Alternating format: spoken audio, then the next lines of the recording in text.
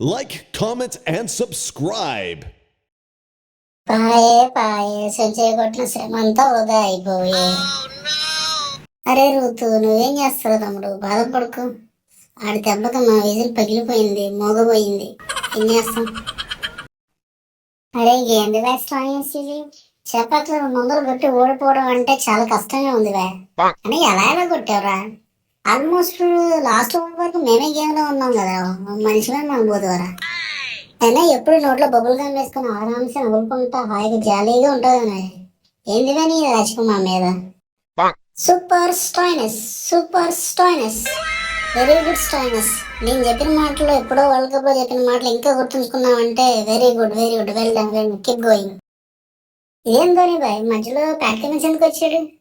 అయినా నేను world cup లో చెప్పిన మాటలు ఇంకా గుర్తున్నాయి అంటాడేంటి?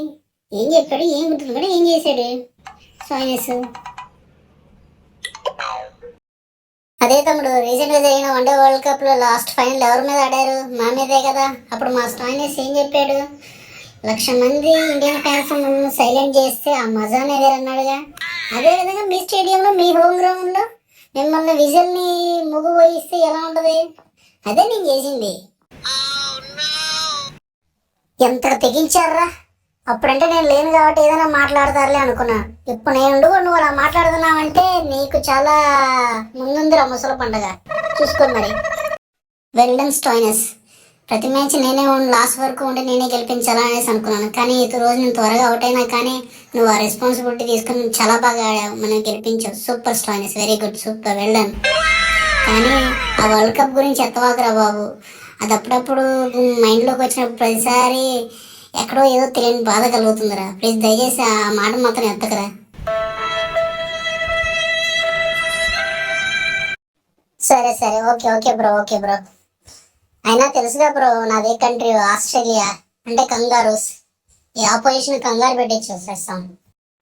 అయినా మేము ప్రతి మ్యాచ్ ఆడం బ్రో, ఓన్లీ కేవలం హై వోల్టేజ్ మ్యాచెస్ మాత్రమే ఆడతాం. అంటే సెమీఫైనల్స్, వరల్డ్ కప్ ఫైనల్స్, ఇలా మ్యాచ్ డిసైడ్ చేసి మన ఫ్యూచర్ డిసైడ్ చేసే మ్యాచ్లు ఉంటాయి సావా. రెండు మ్యాచ్ కూడా మేము బాగా పెర్ఫార్మ్ చేస్తాం, తెలిసిందే కదా మా గురించి. అయినా నేను దన్నాలరా మ్యాట్ హెన్రీ ముందు క్యాచ్ డ్రాప్ చేశారు రుతురాజు గారికి వాడిది. ఆడు చూసావా, 20 రన్స్ ఉన్నప్పుడు క్యాచ్ డ్రాప్ చేసావు, ఆడ సెంచరీ కొట్టి పడేసాడు. ఈ మ్యాచ్ అయిపోయిందిలో పోయిందిలే అనుకున్నాను. లక్కీగా స్టాయిన్స్ గెలిపించడం కూడా సరిపోయింది, లేదంటే నీకు ఉండేది రాత్రికి డ్రెస్సింగ్ రూమ్ లో. అయినా చెన్నైని మనతో 2 సార్లు మ్యాచ్ జరిగితే 2 సార్లు ఓడించాను చూడు, అది మాత్రం హైలైట్ అబ్బా. ఏం ఫీల్ ఉందిరా స్టాయినస్ ఈ సిచ్యువేషన్ లో మాత్రం సూపర్. ఏంటి మహీబా ఎలా ఓడిపోయాము?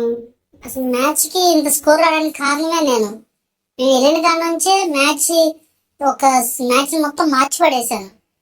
అంత మూమెంట్ క్రియేట్ చేసినా గానీ యూజ్ లేకుండా చేశారు ధోని బాయ్. సర్లే తమ్ముడు, ఊరుకోరా ఊరుకో, ఏమైంది ఏం కదలే. ఆ మ్యాచ్ క్యూరేటర్ గానే మింగాలి. నా కొడుకు చెన్నై పిచ్ అంటే ఎప్పుడు ఎలా ఉంటది, స్లో పిచ్.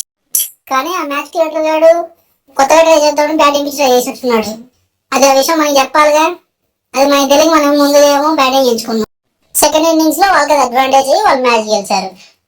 అంతేగాని మన డెన్నుకు వచ్చి, మన చెప్పకు వచ్చి, మన డెన్నుకు వచ్చి మన దగ్గర తోక ముడుచుకోవడం తప్ప తలెత్తి ధైర్యంగా మాట్లాడే దమ్మోడగా ఉందా? అది తలా ఉండగా కొన్నిసార్లు ఇలా జరుగుతూ ఉంటాయి. సరేలే, కామ్ గా ఉంటామే తప్ప మనం ఏం చేయలేం.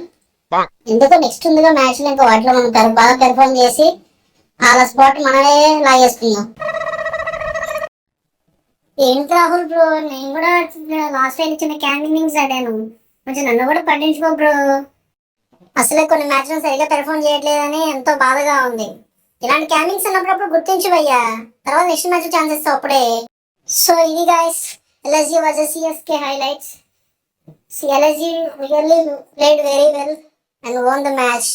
CSK fought to till the end but could not hold their nerves. ఇంకా మన ఛానల్ సబ్స్క్రైబ్ చేసుకోతే please subscribe. Please watch the video and like the button. Please comment.